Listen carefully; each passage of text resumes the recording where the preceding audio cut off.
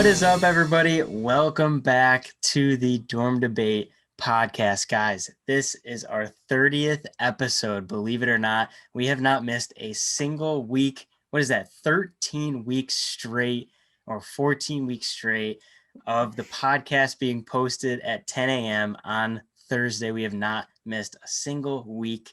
So we want to thank you guys because we honestly wouldn't have the determination to do this every single Thursday. So thank you guys for that. And last episode was our most liked and most viewed podcast of the Unbelievable. year. Crazy. Over 500 views. You guys are insane. That's wild. Yeah, absolutely insane. Well, let's jump right into this because we have some insane news to talk about. Jalen Hurts, finally. I've been talking about it. Jonathan's been talking about it. We've been talking about it on the podcast for weeks. Jalen Hurts is finally the starter for the Eagles. They're going to be playing against the Saints this week. And we have an Eagles fan on the podcast, as many of you know. A very huge Carson Wentz fan. And we're going to get into his thoughts on Jalen Hurts becoming the starter in a second. But let's go over to a divisional rival and leader, New York Giants fan, John. Are you afraid of Jalen Hurts? Do you think he's going to flip things around in Philly? What are your thoughts? Are you comfortable with your lead in the division?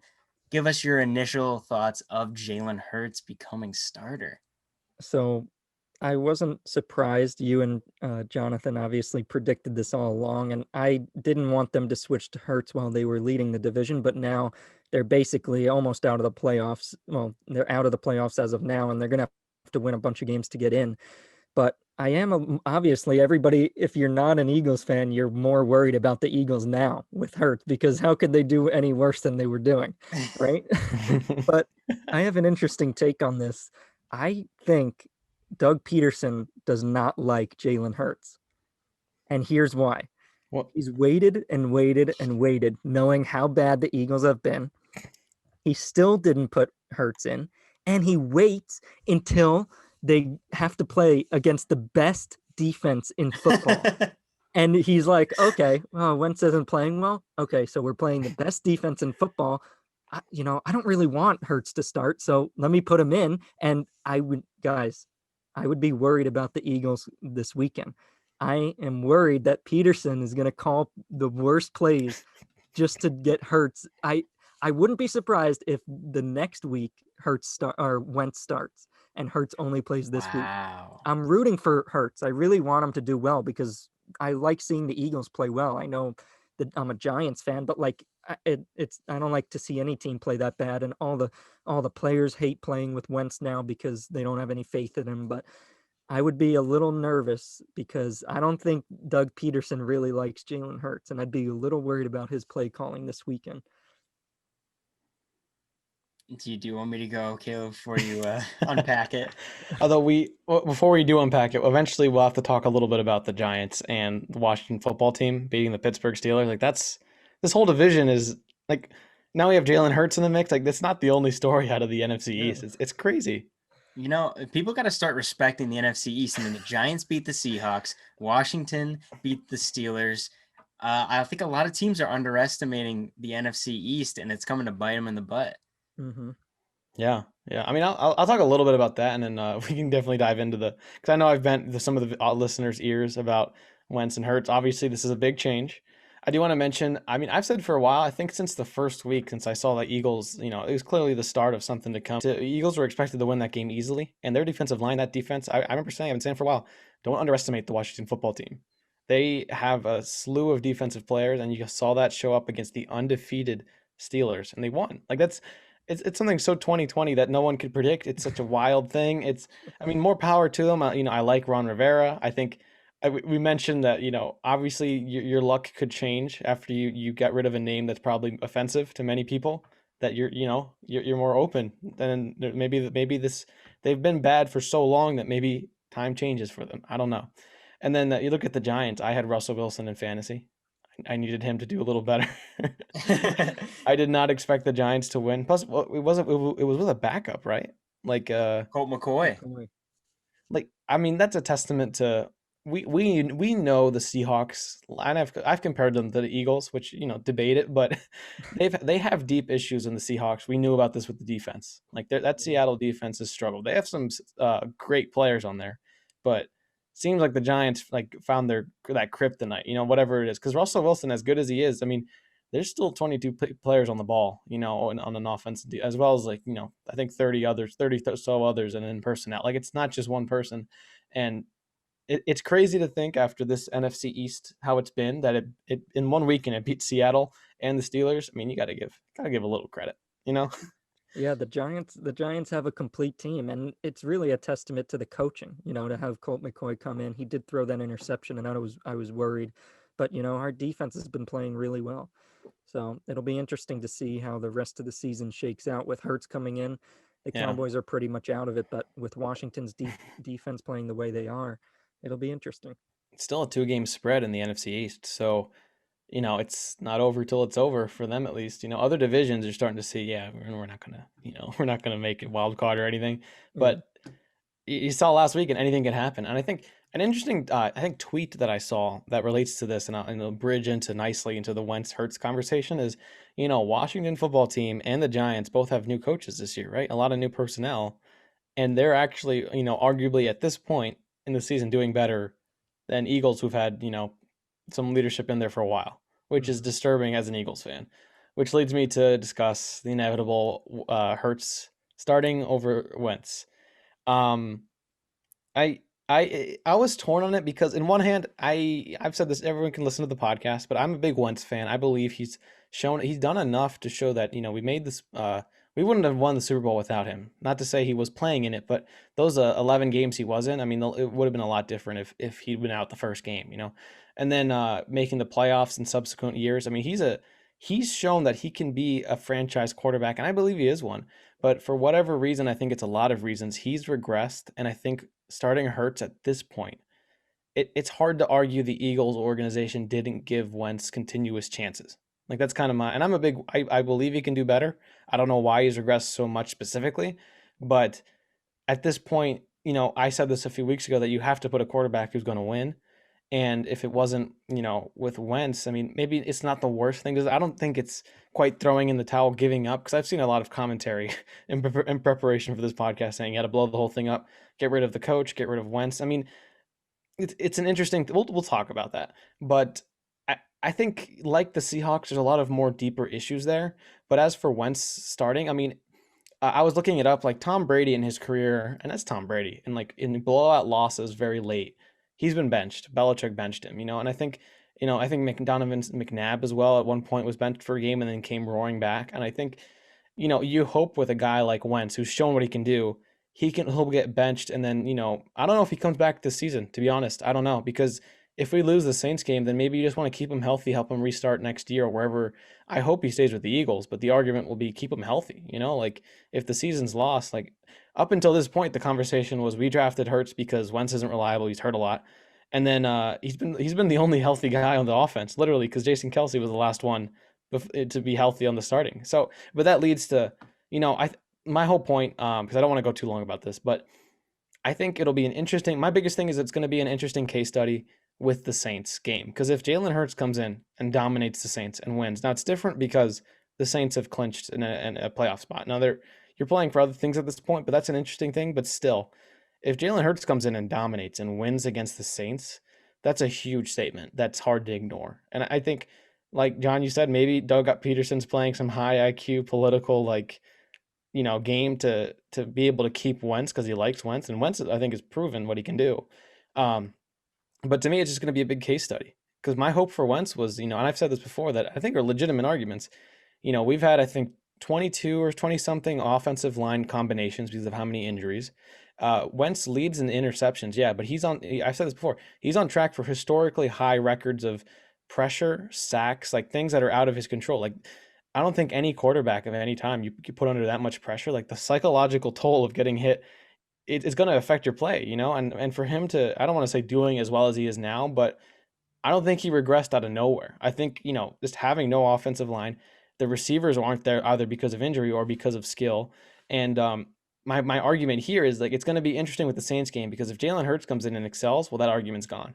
Whereas if Jalen Hurts is getting sacked or like the receivers aren't getting open or catching the ball, then you start to say, well, maybe it wasn't all Wentz because there are 22 players on the field. So that's what I'm going to be looking at to see if I mean it's a high stake. I don't think anyone expects Hurts to win, but that's the kind of odds you want if you want to take the starting job. I still believe in Wentz. I think the institutional issues with the Eagles are a lot deeper than a lot of people realize. I was looking back to Orlando Scandrick, who was on the Cowboys for a long time, and he played for the Eagles through the end of his career for a while before he was cut. And he gave a interview on I think Undisputed last year where he came off as a hater, and I think his heart is still with the Cowboys, even though he was a Eagles fan. But he actually, I was rewatching that, and it was interesting because he said, "Where there's smoke, there's fire," and his really main argument wasn't against that Carson Wentz was bad or there's I think there's some bias there, but his argument was that Eagles were suffering from success, to quote that meme. I think it's DJ Khaled, but like that sense of complacency after you have a huge success just kind of embedded itself into the organization to little areas that 3 years later, 4 years later, you're now seeing the effects. Like we can't just keep covering it up, like the Super Bowl's gone. And so it'll be interesting if you're interested to look up, his interview with Skip and Shannon. It's like 11 minutes long. He's biased, sure, but I was like, okay, seeing he was arguing that the year we made the playoffs that year, but he was still saying, in hindsight, you're like, maybe he wasn't totally off. I don't trust him, but it was an interesting thing. So I'll be looking to the Saints game. I know I've been talking a long time, but I'll be looking to the Saints game to say, hey, I want the Eagles to do well. I hope Carson Wentz is a stand-up guy, respectable, and so is Hurts from what I've seen. So it's a weird scenario for Wentz. I'm hoping the Eagles can improve as well as, both guys have success wherever they go or wherever they are. Yeah, and like Jared, what are your thoughts on as far as let's say Hertz comes in and he loses to the Saints, but he plays well, and let's say he wins a couple games the rest of the year. What do you do? Like next season, do you like keep both the guys, or do you try to get rid of Wentz, or do you see how they play in training camp? Like, what do you do? I think, in my personal opinion, I would say you keep Wentz, but I Wow. did post a video on Wentz on TikTok, and it was basically the title was "Has Wentz played his last game as an Eagle?" And a lot of fans, some said, "Yeah, get him out of here. Like we don't want him." Some were like, "Oh my God, I was." The video was highlights of his 2017, Oh 2018, yeah, that was a good video. and That hurt. people were like, he's just not the same. Like you gotta cut ties, you gotta move on at some point. I think it's too early. One thing, as Caleb mentioned, was the injuries. Like I feel like since that playoff run that they had before he got the injury against the Rams in 2017, um, he really hasn't gotten a fair like group of wide receivers with him. So I think it would be too early.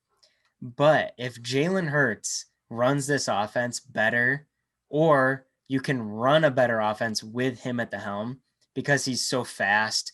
One thing people said in that video was like, and I said it was like, you forget how much of a dual threat Carson Wentz was, and to compare that to his play now, he's Hmm. not the same, and that may be one reason why he is not um, performing as well as he should, is because he can't move around the pocket. He can't make those first down runs that he used to be able to make, those crazy plays. I mean, go over to TikTok at Dornbay Podcast to watch that, because there's a play where he's sitting in the pocket, Mm. turns around, and then stops on a dime, and all the defensive players fall over, and he runs for a first Oh, down. I mean, like, Yeah. I completely forgot how fast, how agile he was. So Hertz is very fast, very young. That's his bread and butter, is running the ball. And he's not a terrible thrower by any means. So if Hertz is a better version of Wentz, you have to mm. go with the hot hand. Even if Hertz loses, but he puts up a good effort, you can tell. You'll be able to tell if he can run the offense better. You'll be able to see a spark. You'll be able to see players fired up. Like you're gonna see running the ball by Miles Sanders. That's what I hope Doug Peterson does. I hope that he runs the ball I hope he uses RPO because that is what Jalen Hurts is all about. And that's what Miles Sanders used for 3, 4 years at Penn State. He ran the RPO as the running back. So I think you would be dumb to try and make Hurts play like Wentz or put Hurts in Wentz's offense. You have to try and adjust for it because you have Miles Sanders and Jalen Hurts. You got to be able to expand your offense. Um, but to go back, I think it's too early to cut ties with Wentz. Some Mm. people said, Wentz should leave and they should trade him to like the Bears or something or 49ers, like a couple of these crazy teams. But I think you sign him for a long deal. You're gonna pay him regardless. You might as well keep him on the team. If if things happen with Hurts, you have a backup. It's Wentz isn't awful and terrible, but like you can't just cut ties with them that fast, especially with a crazy season like this season with COVID and injuries. So I don't know. I'm excited. I'm really excited. I've been waiting for so freaking long to see Jalen Hurts. He had a great game against the Packers. He had an interception, but you could see a little spark towards the end of the game. So I'm excited. Yeah, I think you keep Wentz, and I'm also excited to see him play. But like I said, I think a couple weeks ago we were saying, where does the blame lie? And I was one of the ones. I think I was the only one that said, most of it lays on Doug Peterson. And like I said, I'm a little worried about his play calling. I don't know. Can he adjust this offense around Hurts? He hasn't been able to adjust it to Wentz because Wentz, after that ACL, he hasn't been running as much, and he hasn't been The able offense to. has been terrible. Yeah, he's been calling the plays. He's been very aggressive, and that's what I worry about Hurts. I worry that Doug Peterson isn't going to be able to mold this offense around him and call the right plays. Yeah, and that's my long-term concern as an Eagles fan is if Hertz goes in there and these issues are still there, it's institutionally much deeper. Hmm. And Mhm. I think, and it pains me to say it, I think that might be the case because there's a lot of legitimate talk. I mean, contractually, it's hard to get rid of Wentz. I don't want the Eagles to, but my whole point in business, anything's possible, and football's a business. So, but my argument is, oh no, my belief is that if we lose Wentz to another team, say Indianapolis, say the Bears, I mean, who knows, like the Patriots or something, like we will have failed. The Eagles organization will have failed Wentz because not the other way around. I don't think Wentz failed the Eagles. Like we wouldn't have a Super Bowl without him, and I think it comes down to these institutional issues, not having a young O line. Like even the year we won the Super Bowl, we had historic numbers for off injuries, season-ending injuries. I mean, look at how many yards we gave up to Tom Brady in the defense. Like it is something short of a miracle that the Eagles won the Super Bowl. And as well as the backup quarterback literally to come in, as well as a ton of other players. So these injury issues have, as an Eagles fan, I've struggled with them for years. The first year after the Super Bowl was cornerbacks were still terrible, then still cornerbacks, and we don't have receiving talent. And now it's like our linebackers aren't I don't have as much depth and injuries. So if Hurts goes in there, I question some of the play calling too because it's not like you needed to wait on Hurts to be able to run the ball more with Sanders. Like for whatever reason, John, you talked about this. They just aren't running the ball with one of the best ball carriers in the league. Potentially they're passing it like 50 times when literally 5 times. Or it's just that's a play calling issue. It's not a Wentz issue. So if that persists, then I was watching the Packers game. I feel like I can see why Wentz I can see why Wentz is a starter. Hurts had a spark. I think that's tied to his mobility. Being able to run out of the pocket is going to motivate a team if you're running for a first down. But his passes were a little off. I mean, he threw an interception too. And I think they mentioned this on, I think Shannon Sharp mentioned this, but the ratio of how many plays Carson Wentz played, as well as the number of plays Hurts played, and the number of times they were sacked was almost equal. It was like 25, Saw that. I think 30%. So it's like, Hurts was a little higher. right. And like he's more mobile, you could argue. So it's like, you put in Hurts there and maybe we win some or lose some, then the Eagles got, maybe you start looking at whoever's drafting and whoever is in charge of like the organization. Because if the Super Bowl gave us a hangover that we're still not over after 3 years, like I think Wentz last year showed that he made the playoffs with no receiver over 500 yards. Never been done before. He's shown grit to be Hmm. able to stay with this organization, believe it. So my point is, if we lose Wentz, I think it'll be the Eagles organization that failed him. But it'll be an interesting game against the Saints to see. If somehow we come out on top, I don't think we get rid of Wentz either. But it's going to be an interesting conversation. Yeah, and just one more thing on that, like it's crazy, but Wentz doesn't really have a lot of offensive weapons. When you even with everyone being back, they're still not great receivers. Jalen Rieger had that punt return, That was awesome. but as far as receiving, he's definitely missed the mark. Yeah, we could have I had mean, Jefferson, but Metcalf. like you have Jeffrey Rieger, you have two really good tight ends, Goddard and Ertz. So like, Yeah, you kind of have do you have better weapons than Washington? Yeah, and look at Alex Smith that beat the Steelers. So like, I don't. they still do have. Though McLaurin on Washington, he's like a superstar That's receiver in the true. Yeah. making. Like it's like I don't think the Eagles have had a superstar receiver. Oh, Maybe like you saw flashes of brilliance with Fulgham, honestly, and Ward. Not to say they're great, but like then once our starters come in from injury, we don't play those guys. Like the guys who are giving us a spark, we're not seeing anymore. So that's a personnel coaching issue, I would say. So yeah, it's still NFC East, a couple games to go. Who knows? yeah. We might as well get into it. It's a good transition to our next topic, which is basically just the playoffs, the playoff picture, what it looks like right now. If the season ended right now, who is in, who is out? We actually want to, for our YouTube fans, we want to pull up the playoff pictures. You guys can get a visual of what it looks like, and here it is. For our Basically, listeners, we'll describe it to you. No worry. yeah, we will. Now Everyone that on we're on Spotify and Spotify, Apple, we care about you deeply. Don't yeah. think we don't. So here's what we got. We Yeah. have from the AFC teams that are in. We'll start from the bottom and then go up. If the So playoff ended right now, what the tournament would look like, or who is just in? if the playoffs started tomorrow, these Okay. are the teams that are going to be in it. Okay. So starting with the last playoff spot in the AFC is the Colts, and then it goes Dolphins and then Browns. So those are the three wildcard teams from the AFC. And then from the NFC, the Vikings. We had a question about them a couple weeks ago if they can make the playoffs. Right now, they are in. Then we go with the Buccaneers and then Seahawks at 5. And then division leaders for the AFC, we already know Steelers, Chiefs, Bucks, and Bills and Titans. And then division leaders for the NFC is Saints, Packers, Rams, and none other than the Giants. So, My gosh. John, you did a lot of research on this. You did a lot of research on all these teams. Yes. Let's start with the AFC first. You got the Colts, Dolphins, and Browns.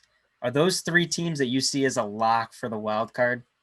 No. So I went through each of these teams, and one of these teams I think is going to fall out of the playoffs. Don't tell me it's the Browns. It is not the Browns. Okay. The Browns I have getting the last spot Really? at the 7th. They're playing well. I could give you that. I think they're going to go 2-2 the rest of the year and go 11-5. So I have them losing to they still have to play the Ravens and Steelers. I have them losing both of those games. So that's two losses right there. I have them beating the Giants. And I have them beating the Jets. Okay. So that's pretty fair to say they're going to be 11-5, right? Jets at least one. Yeah, but I'd give you the Giants, although who knows? Yeah, who knows? But I'm going to be conservative and say that they still win. Okay. Now, the team, everybody knows I like the Colts. The Colts have a really good defense, so I think they. So Miami is the team that I think drops out. Wow. And the team I think goes into the playoffs is Baltimore. Listen to this. Baltimore's next 4 games: Browns, Jaguars, Giants, Bengals. That's 4-0. So they're going 11-5. You guys can mark that down. Done. They're going to move into the 5th spot where Cleveland is right now. Indianapolis is going to go into the 6th spot at 11-5 also. And Cleveland is also going to be 11-5, but at the 7th spot. So we're going to have 3 11-5 teams in the wild card. And it's just going to be based off of their matchups head to head, because the Ravens beat the Colts and the Browns, so they would get the highest spot. And then the Colts have a better conference record than the Browns said they would get ahead. Mm, And so that's where I don't think, and the reason I'm saying Miami drops out is because they played the Chiefs this week. That's a loss. Okay. Now they're 8-5. Patriots they play. The Patriots have been playing really well. So mm, let's say they lose that 8-6. Let's say they go to the Raiders. Let's say they beat the Raiders 9-6. That means they're already out because all the other teams I'm saying are 11-5. So the mm, Bills, even if they beat the Bills, they're 10-6. So they would have to win. Basically, I'm saying they would have to only lose one game, which is the Chiefs. So they'd have to beat Patriots, Raiders, Bills. If they lose one of those, they're out. And I think they do. All they have to mm. do is lose one of them. I think they lose to the Patriots and Bills, but all they have to do is lose to one of those three. So that's where I have Baltimore. Baltimore fans, don't worry. I think you're getting the fifth spot, and you're going to play Cleveland, or you're going to play Tennessee in the first round and get another dose of Derrick Henry, and that's going to be a great game. What do you guys think? I mean, I would give you that. You don't. What do you think about like? I feel I'd give a little credit. Cleveland's playing bonkers well. Like I Yeah. think it surprised me. They were a little shaky at the start, but they're beating good teams and they're playing well. There's chemistry there, even after losing Odell. So I'd give you that. Indianapolis, that defense. I mean, in a year that's been dominated by offensive stories, I think Colts. And I mean, not to say their offense is bad, but they're 8-4. They could do it too. Miami, I think, is vulnerable. But I don't know if I give that to Baltimore right away. I might give that to Las Vegas, Oh no, or New England. Those are two that I think are nipping at the heels. I agree with New England. I pull up their schedule No, tomorrow. no, no, no, no. I'm gonna say today because the podcast comes out Thursday. But today's game against the Rams, if they pull that off, you have a winnable rest of your schedule. If you're the Dolphins, they've already Patriots, beaten. if you're the And the Patriots, Bills, they almost beat. And oh you yeah, got the Jets, so that's a win. I think no, I think you guys have a good point. I actually, to be honest, I think the Patriots are going to beat the Rams, tonight because ooh, they played the Rams in the Super Bowl. Belichick did his research. He knows how to play them. I yeah. know it's going to be a low scoring game, boring, just like the Super Bowl was. But I really, they won 45-0 against the Chargers. Their defense has been playing well, but even if they win those four games, they're 10-6. I don't think I don't think Indianapolis or Baltimore, that means Baltimore would have to lose one of their games. I don't think they do. Indianapolis, I don't think they're going to lose more than one. So then that's it. Cleveland would have to lose three, which I don't think they will. So, Yeah, but it is possible. New England has been playing well, but yeah. it's it's just tough. I don't know if they go deep because of. I mean, I don't think Cam's bad. I mean, they what he had like 60 something passing yards, but they still went up 40 points. Like, honestly, who cares? Like, it's not Yeah. about what if you that shows efficiency. Like, how many touchdowns per yard are you getting if you're that quarterback?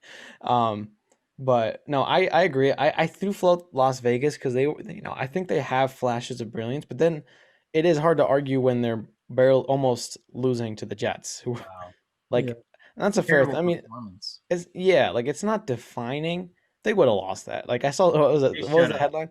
Like of 220 like actual real life scenarios where defensive coordinators were in the same position, zero of them out of 200 simulation like real life scenarios ran a zero cover blitz, which is no safety help basically. And like in man to man, Yeah. no one did that. Like statistically, just 0%.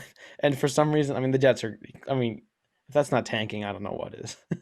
Well, But yeah, they so would the have lost that. Is my interesting point. the But the interesting thing here, and now that you chose Vegas, I'm gonna just throw this in there. all right. They play Indianapolis this week, and look at where they are. They're Ooh, one that's a game big apart. game. Two Yeah. weeks in week 16, they play Miami. So Oh crap. Oh, these they are good games they to they watch. have their fate in their hands. They could if they beat both of those teams, that's Yeah. huge. But Yeah. I don't think they're gonna beat the Colts. I mean, the way That's they've been fair. going, Gruden was like, he doesn't have Josh Jacobs, so he doesn't have a run game against Indianapolis. So you're gonna have to throw, and now Mm, everybody knows just cover Waller because so good. everybody else, Ruggs dropped like every freaking pass other than the last one. So like, I don't think Vegas is gonna win against the Colts, and then Miami is also a tough defense. So like, Yeah. I don't. especially Yeah. without Jacobs, That's a good point. That's a good. but they I don't want to hitch my wagon to them, but I felt like it was a good question because I mean I give them a little credit for beating the undefeated Chiefs earlier in the season. Take Mhm. something. They have something there, but you're right. That's if their fate's in their hands. Who knows if they can do it? But if it is. Yeah, I think it'll be interesting if New England makes it too, because that's going to be quite a. I don't think they're going to go deep.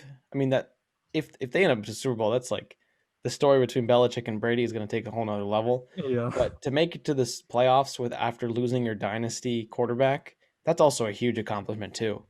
Um, Yeah, so it's always scary to see. There's always that one game in the year where Belichick's defense just, they win 45-0. Like they just yeah, destroy, and you Yeah. get so scared. Like you count them out. how scared do you think the Rams are right now? Like looking over film, they're probably Oh, like, we don't know how to beat this team. We put up obsessing. 3 points in the Super Bowl, and then they just went 45-0 last week. I know. The Rams That's aren't going to score 15 points tonight I because yeah. I the mean, New England is playing so well. it's gonna be a fun game to watch. That's a good Thursday night game, Yeah. but important though for both teams. Well, not the Rams, not so much, but uh, Well, Rams, yeah. one more question before we leave the AFC and go to the NFC. All right. Tennessee and Indianapolis both can win the division. Who do you guys see winning the division? I look at the Titans schedule coming up. They're gonna beat the Jags this week. Yep. Gonna beat the Okay. Lions. Yep. And they got the Packers, and the Texans gave them some trouble. So, Yeah.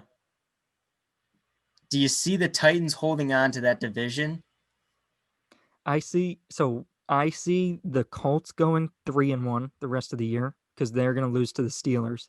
So they beat Raiders, they'll beat Texans, lose to the Steelers, beat Jaguars. So they'll go 3-1, and then Titans I think also go 3-1. So They're the going to beat. Titans win the tiebreaker. So then they beat Yeah. the tiebreaker because they have a better record or conference record. All So right.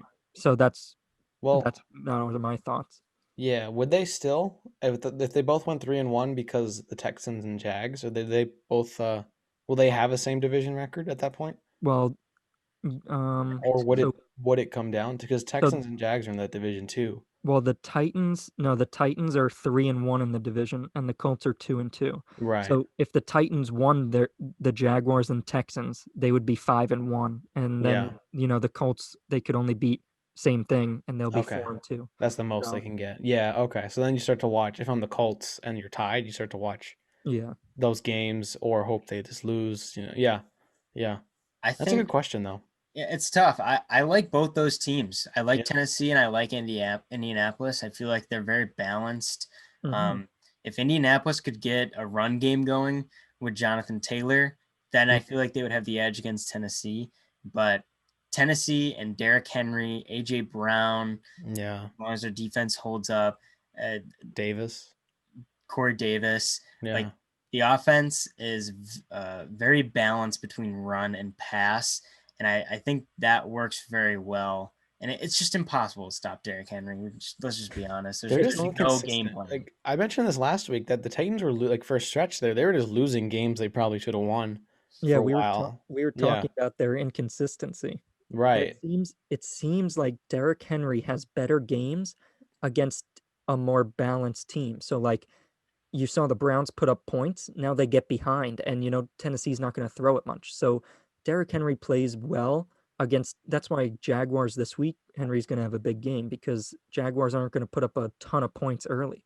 As long as you could keep it relatively close, they're going to give the ball to Henry 25 times. Mm-hmm. But with that defense, that's what we worry about. And the Colts, it's the opposite. It's the pass game. If they get behind, can they catch up? Yeah. Yeah. I think the Colts are more consistent. That's going to be, I mean, who knows? I'd give it a little bit to the Colts just because this season Titans have been losing weird games. And if it comes down to the line, then I Yeah. got to expect that they're going to be consistent in their inconsistency. Mm-hmm. I think they have a great team, great coaching, but I like the Colts for that one. But you start to watch their games, and I think either one of those is probably going to make it under the wild card too.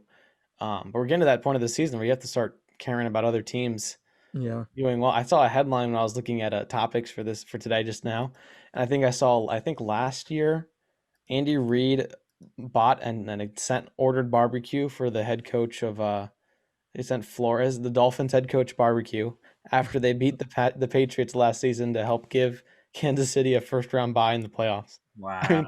mean, that's the kind of, I mean, we need more of that. Yeah. I love that. But that's the kind of point we are in the season where you're like, all right, we need these other guys to if I'm going down, I got to bring someone down with me. If Yeah. I'm a professional football player on a team. Only Andy Reid would send food to somebody, especially Kansas City barbecue ribs. That's Oh gotta be yeah. some good food. All right, All right, let's let's go flip to the the script yeah, of the NFC. yeah. Um, the bubble teams right now that are in the wild card: Vikings, Buccaneers, and Seahawks. Now, from what I can see, I think the Seahawks are the only one that could take the division. Buccaneers, I think, are too far away from the Saints, and then the Vikings too far away from the Packers. Right. So, John, do you see the Vikings, Buccaneers, and Seahawks making the playoffs? So this one. So the NFC is interesting because I think these are the 6 teams or 7 teams that make the playoffs, the ones that are in there now. I don't No, think you're kidding.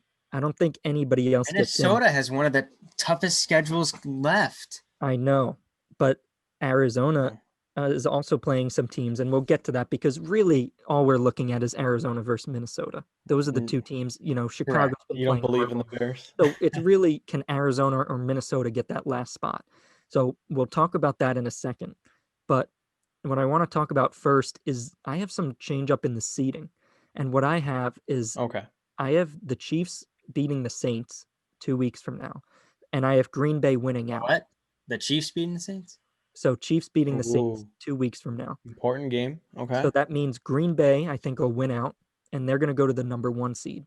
Now, New Orleans will move to number 2. I think Seattle moves to the number 3 Hmm. at 12-4. I think they lose one more game. Mm, I know they lost to the Giants, but people, please listen. They got Chris Carson back. It was only his first game. They're going to start to establish the run. Their defense is going to be playing better. It was just an off game. I think they're going to beat this week they're playing the Jets. They're going to beat the Jets. Then they get Washington. They're going to win that, and then they get the Rams, who they lost to already, but I think they win that game. Then they play the 49ers. And I think they're going to move into that 3rd spot. The Giants will stay at number 4. Tampa Bay, I think, is going to win out. They're going to go 11-5. They play Minnesota. I think they'll win. They play the Falcons twice, and then I think the Lions. So I think they're going to win out. So they're going to take over the number 5 spot, and the Rams are going to move into the number 6. And then now the debate comes with Minnesota versus Arizona. So mm, let me just read off their schedules so we could debate this out. yeah. Buccaneers, Bears, Saints, Lions. That's tough, For, man. for So Minnesota. okay, so Buccaneers Let's they're not going to lose. forget Lions. There's a lot more teams that could possibly get the 7th spot than in the AFC. I mean, Right. there's Yeah. all the way down to Washington at 5-7. There's 4 teams at 5 teams at 5-7, or 4 teams, and then Arizona at 6-6. So Right. really anybody's Even spot right now. Like you it, could, I it- know. yeah, you could argue even, not to interrupt you, John, but like not even, you could argue even up to, the number 3, 4 down because of the division with the Rams and the Seahawks being, they're both 8-4, and then the spread of it's not good for the NFC overall, but the spread of wins losses. I mean, this could look a lot different in 2 weeks. oh my Oh god, yeah. yeah. It's going to change weekly, but But you think okay, they're just so going to stay the same for the playoff picture, at least right now? I do think so, but let's Okay. talk through this because Yeah, yeah. talking through it'll change my Let's mind. let's But let's debate. see. Let's debate. So they get the Buccaneers. They're going to lose because Bucks had a bye last week. So, Brady coming back, Minnesota's pass game is not that great, or pass D. So they lose there. Hmm. Okay, Bears, they already beat 19-13 earlier. Hmm. Then they get the Saints, who Saints are really good, but they have beat them the last couple years in the playoffs. And then they play the Lions, who they beat 34-20. Now, I think they lose to the Bucks and the Saints. So that's 2-2, and they go 8-8. But the 2 wins I have them having, the Bears and the Lions, they did beat those teams early on, but both those teams are trying to get into the playoffs, so they're going to be playing really hard. Yeah. So it'd be interesting to see. Now, let's go over to the Cardinals. The Cardinals get the Giants at the Giants this week. Now, I'm going to give them the win. Okay. Let's say they win that. Give them the benefit of the doubt, even though the Giants have been playing really well and Kyler hasn't been great. Yeah. Then they play the Eagles. Okay. let's say they win that game. Now they play the 49ers, who they barely beat in the beginning of the season, and the 49ers have been playing well. Yeah. So, okay, let's leave that up to interpretation. And then they get the Rams the last week. They're not going to beat the Rams because they just lost by 10 points, and now they're going to be going to the Rams. So that means the Giants, Eagles, and 49ers. So they lose to the Rams. Now they have to win the Vikings have the tiebreaker over the Cardinals. So that means the Cardinals have to beat two of the Giants, Eagles, or no, yeah, two. They have to Two. win all three games. They have to beat Giants, Eagles, and 49ers Correct. because otherwise Okay. tiebreaker. So they have to beat Giants, Eagles, 49ers. I mean, They could win all those games, but I don't see them winning all three. it's interesting to think. Even as an Eagles fan, I hate to say it, but that's interesting because I don't think it's beyond their reach. But It's they have not been playing. Kyler, was hot for a while, and I think he's still good, but they haven't been as good as they were when we were talking about them earlier. And exactly.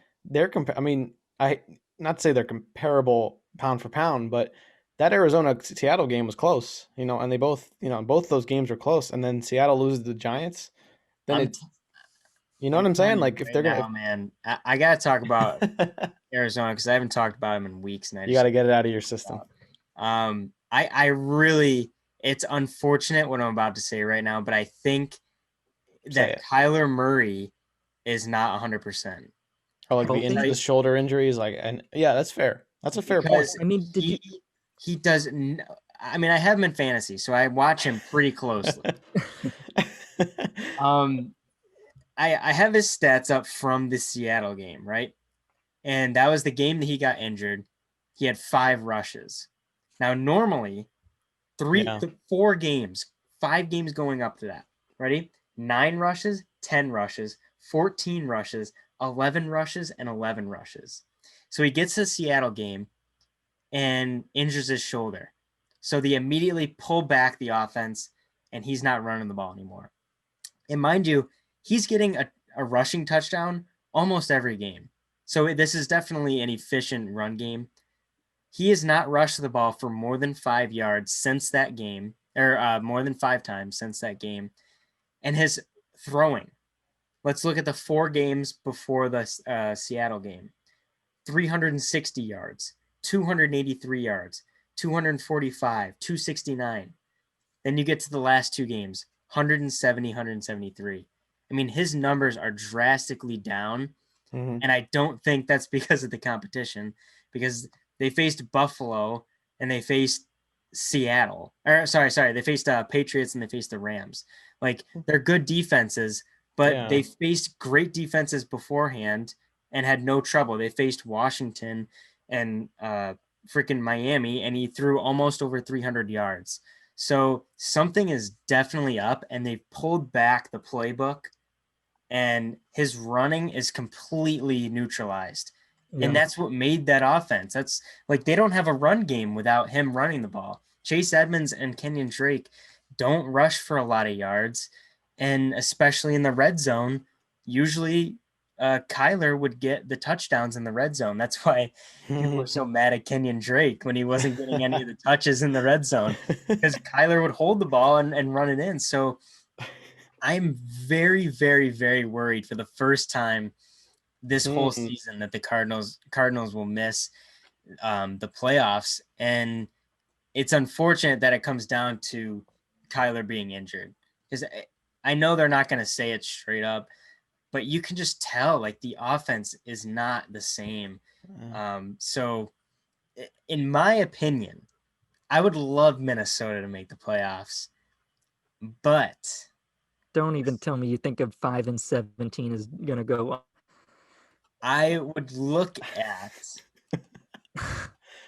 the San Francisco 49ers, and I would look at them. I respect that actually. I was gonna So say I smaller. was actually looking at. Did you check out their schedule? Well, their injuries are I haven't hurt them a checked out their lot. schedule, but their last game, um, They're playing better, like you said. Like they're playing yeah. so good with Nick Mullins, and I just saw a stat that Nick Mullins has the third most passing yards in 13 games Yeah. started. like along with I like saw that. Mahomes and somebody else, like Andrew Luck. Yeah. We Andrew Luck. laugh, but who Yeah. knows? Yeah, that's right. That's right. Yeah. So I mean, he's getting better and better with each game. Yeah, I think I could tell there's a little bit missing there with San Francisco, but they're getting a Mostert back. Right. Debo Samuel, Ayuk is a phenomenal receiver. I mean, these rookie Yeah. receivers, unbelievable. And they were season removed from a Super Bowl. So if it weren't for injuries, they could be one of these top And teams right now. And yeah. I feel bad because I've been hounding them the whole season, and I'm like, they're gonna be last place. But you know what? They surprised me. And if I have to go off the bandwagon of the Cardinals because Mm, of Kyler Murray's injury, I would go to the San Francisco 49ers because out of Chicago, Detroit, San Francisco, even Washington, I really do like San Francisco, especially with their defense that played really well against who did they play the other day? Um, I The forget, but Bills. The Bills. They played pretty they decent, played pretty well but until then like the second half, then it kind of get out of but hand. they beat hmm. the Rams But they like beat the Rams, yeah. 2 games ago. So They beat the I think Cardinals. yeah. Well, no, they Right. haven't. They lost to the Cardinals week 1, but they play the Cardinals week 16. But it's the same situation. Like I think you're right. If there's a 5-17, it could be the 49ers to jump in, but it's the same situation as Arizona because okay, Yeah.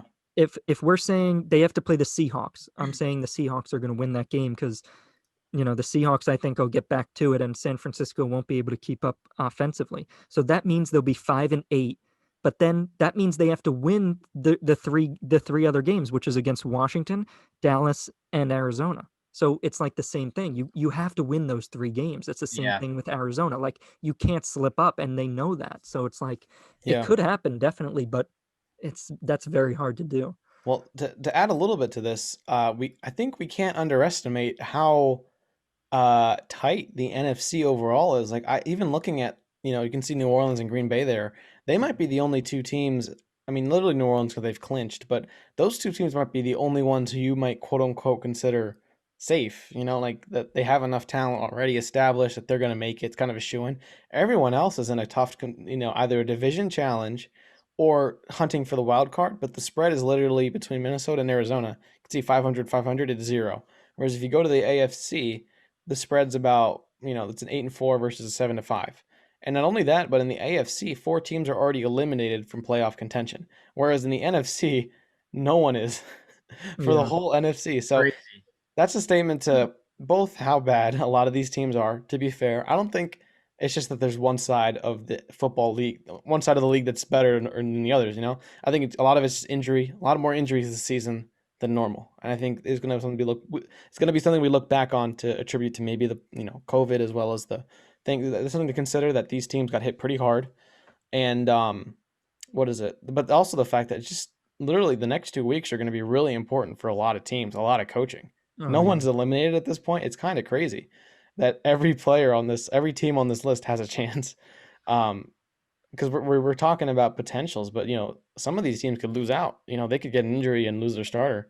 So NFC is something I'm watching a lot closer. AFC, you're starting to see budding leaders who probably gonna, if the playoff picture ended the AFC, I agree that a lot of them would kind of be there, with a few exceptions. But NFC is just too close to call. I hate to say it. And Yeah. Which is hopeful if you're in an NFC, if your team is in the NFC, because who knows? It's a weird Right. year. Maybe 2020, you might see like the most unbelievable team win the Super Bowl. Yeah. Imagine if like Detroit won. It's crazy Oh, because all these teams like play each other. Like San Francisco has to play Washington, but San Francisco has to play Arizona, and Arizona has to play. It's like all they these all teams. help or hurt It's each like other. every week. Like it's like a week Yeah, from now, we could like talk about this and still have so much to say because so much is yeah, going to change. I mean, look yeah, at Minnesota and Tampa Bay. They're right next to each other and they play this week. Right. yeah. And even Green Bay hasn't technically clinched their division yet, and that's with Minnesota there. Yeah. So I mean, I think they will. But my point is, it's like literally no only New Orleans is quote unquote safe. Right. So But I don't. Yeah. I think I think there's one thing to keep in mind, and a team that I think is going to go far in the playoffs, and Yeah. nobody's really talking about right now is the Tampa Bay Buccaneers. I think they're going to win out. So I think they're going to go everybody's going to look back at this point in time They had their bye week last week. And everybody's going to look back, when we get deep into the playoffs, and they're going to be like, wow, since the Tampa Bay bye week, they won their last 4 games of the season, and now they're starting to get on a roll. And I think this is where they start to figure it out. I think, one of my weekly picks this week is on the Buccaneers. I think they have a really good offensive game, and I think they're going to be 11-5 and move into that 5 spot. And I think Mm. Caleb, you talked about this earlier before we Yeah. started, but you wanted to talk about, possible championship. Yeah, let's get I into think that. I think the Buccaneers are going to the NFC Championship, and I think this is one of the weeks people are going to look back and be like, "Wow, okay, from their bye, they really started to pull it together and play really well." So it'll be interesting to see what happens the rest of the year, but that's a team to keep an eye on. Since you mentioned it, that's a great take. I'm curious what you guys think that if the season, say we look at this playoff picture for the NFC and the AFC, let's just taking these records as they are, and as well as like maybe the week coming, I'm curious. It's little pot shot. This isn't committing us to anything. This isn't like a real opinion, but maybe for the people, for the audience, and curious what you guys think. Which of these teams do you think is going to make the Super Bowl, or at least go deep? Because I'll give mine. I mean, I'll say I'm worried for anyone in the NFC East. I'm worried. I'm also a little worried for Seattle, even though they're number 5 right now. I'm worried for them because they're losing just the inconsistency issues and as well as the defense issues. But if I had to pick a favorite right now, this is all this is, it's kind of playfully doing it. I'm going with Green Bay from the NFC to making it deep into maybe into the Super Bowl. Dare I say it? I'm a fan of Aaron Rodgers. I think he might be the best quarterback I've ever seen in terms of performance and ability. There's a difference between like ability and accomplishment, which is arguably Tom Brady. But it'd be cool to see. I think with Rodgers there, anything's possible.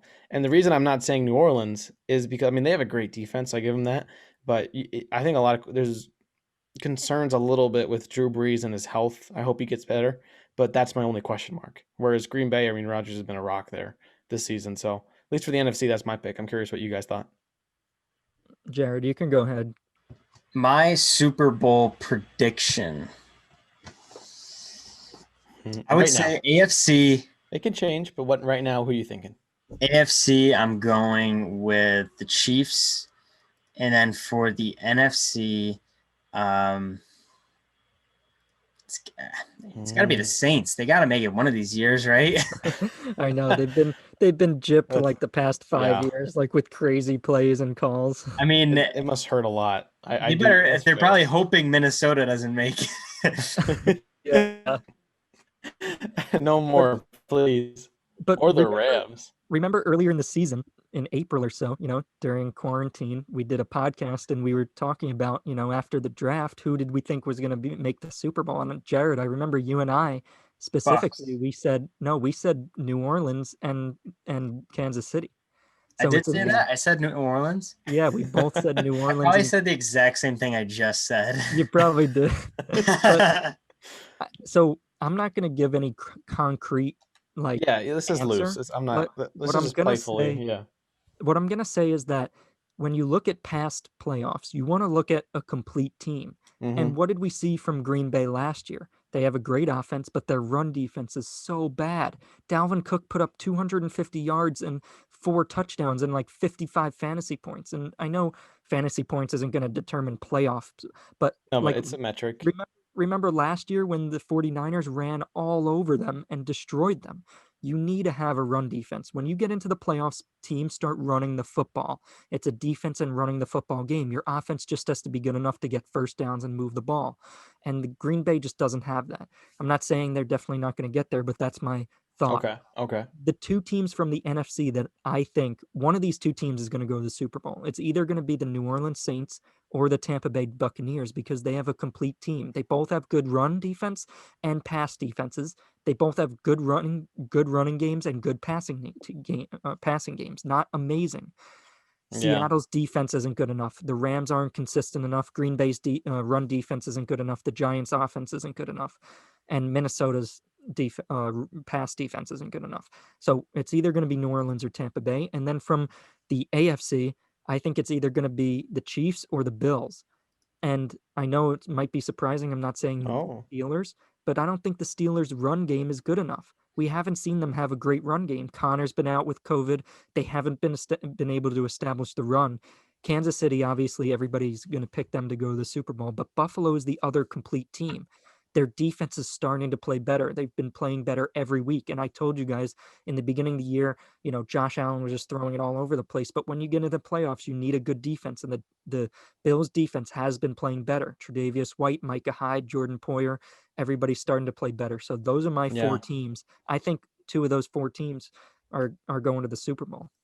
I like that. I had a feeling you'd pick Saints and Tampa Bay. Who do you think has the better run defense between the two, or best I think overall defense? I think well, best overall, I think the Saints. But I I'd think agree. when Yeah, we get into the playoffs, I think, now that the Bucks saw the Chiefs, they're starting to learn, how to play. It's their secondary that's not as good. I think the Bucks have a better run defense than New Orleans, but New Orleans has a better complete team yeah, or defense because they've been playing together for so long. The Bucks, as we saw, with Tyreek, their secondary is still young. They yeah. made some great plays against Aaron Rodgers, but I think they're still young, and that's going to be the testament to True, their true. playoff run. They have a rookie starting on that defense, right? Tampa. Yeah, Good one. But you're right. Maybe that'll come. What about the AFC? Do you guys think? I mean, I look at the AFC teams right now, and it seems like a lot of them are really well rounded. Like, I mean, I think the Pittsburgh Steelers might have the best defense, in my opinion. But I kind of agree, John, with what you were saying that, I mean, they lost against Washington football team, and it's not as flashy to say Pittsburgh over the Chiefs this year, but I think they have the better defense. But there's just a lot more complete teams there that are able to do a lot of different things that.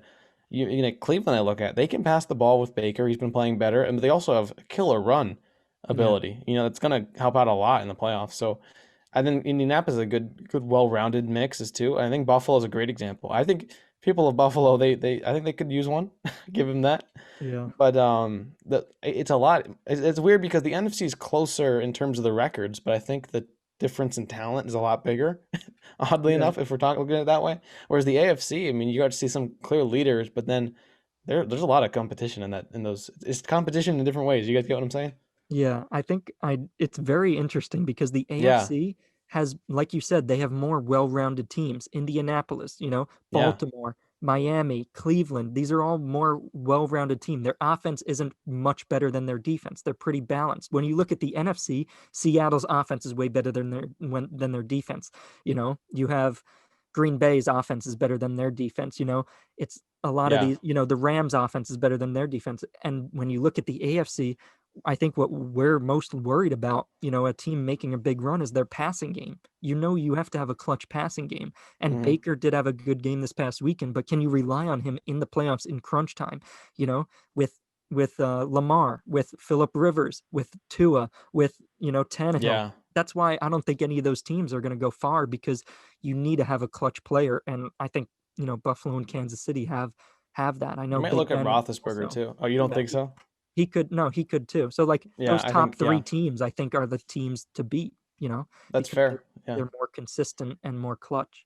Okay, so now that we got the playoff schedule figured out, we're going to conclude our podcast with John's fantasy picks and our games of the week. So let's go over to John and get his fantasy football must sit players. So I have two must-sit players for Week 14 as we enter the fantasy football playoffs. Everybody, you got to pay attention. I got some very confident sits this week. I have two of them. The first one is Miles Sanders because he is playing the Saints. They are going to stack the box against Jalen Hurts, and they're going to make Hurts throw the ball. And we saw Boston Scott, get work. We saw other running backs get work, and I'm really worried about Miles Sanders in the first week of the fantasy playoffs for some people. So if you have Miles Sanders, please sit him. My second sit of the week is going to be revealed on Sunday morning at 12 Eastern Time. I'm going to go live from 12 a.m. or 12 p.m. Eastern Time to 12:45 p.m. Eastern Time after the actives and inactives have been said. And I'm going to give you guys the best advice for your fantasy football playoffs. Week 14, some people's fantasy leagues, the playoffs are starting this week, and I'm going to give you some advice. I'm really confident about my my fantasy starts this week and my sits. You got to sit Miles Sanders and you got to sit one other player, and you guys got to listen on Sunday on the live to find out who it is. Leaving the hook. All right. Love it. I love I it. can't wait because I don't know either. All right. Well, now that that's over, we can go to the games of the week. And our first one is going to be Steelers versus Bills. Now, we're going to do this really, really fast for time's sake. We're going to say one-word answers and one-word reason. So we're going to say either Bills or Steelers, and then we're going to give one reason why, and that's it. That's all you get. It's all the time you get. All so, right. Steelers versus Bills. I'm going Steelers. Receiving core is too much for the Bills. Ooh, okay. Caleb? Steelers versus Bills. I'm going, my one-word answer, Bills. Why? Allen run game, period. Oh, okay. So you think he's going to scramble a little bit? Mm-hmm. My pick is the Steelers. They will bounce back from their first loss of the season. Mm-hmm. Beautiful. Colts versus Raiders. Colts. Raiders mentally defeated after close call. Colts, better defense. I'm going to say Colts as well. Ooh. There's no Josh Jacobs. Mm. Great one. And lastly, 49ers versus Washington football team. 49ers, Nick Mullins and Brandon Ayuk go off. Washington football team. Ron Rivera, Riverboat Ron, Alex Smith carry team to victory. Period. I'm going to go with 49ers because they're at home. I mean, they're in Arizona. We can't elaborate. We're not going to elaborate anymore. That's the only thing I could see separating these two teams. They're not even at home anymore. Hey, one sentence, guys. Once we got it, next week we can discuss. Caleb Pierce was like, I forgot my grammar fell apart. Yeah, you're like, We don't even have a word limit. Alex Smith, good guy. Alex Smith, Riverboat Ron. He played good. That was fun. I think we continue that for the rest of the season. That's hilarious. That's funny. I go for like 20 minutes on Hurts, but Washington football team, stay good. I love it. All right. Well, that concludes episode 30 of the Dorm Debate podcast. Thank you all for joining us. And if you haven't already, go over to our TikTok, go over to our Instagram at Dorm Debate Podcast, and go follow us on both those platforms. As John said before, he's going live on Sunday at 12 p.m. So be sure to look out for that on TikTok. And yeah, we're actually going to be doing more lives on TikTok. So make sure you go follow there. And we will see you guys in the next episode. Hopefully, Jonathan will be back for that one. And We miss you, Jonathan. Yeah, we miss you, Jonathan. Sorry. That Cowboys loss really affected him. Yeah. He's not here to defend himself. All right. Yeah, it feels bad. All right, guys. Hopefully your team wins this week, and we will see you guys next week on Thursday.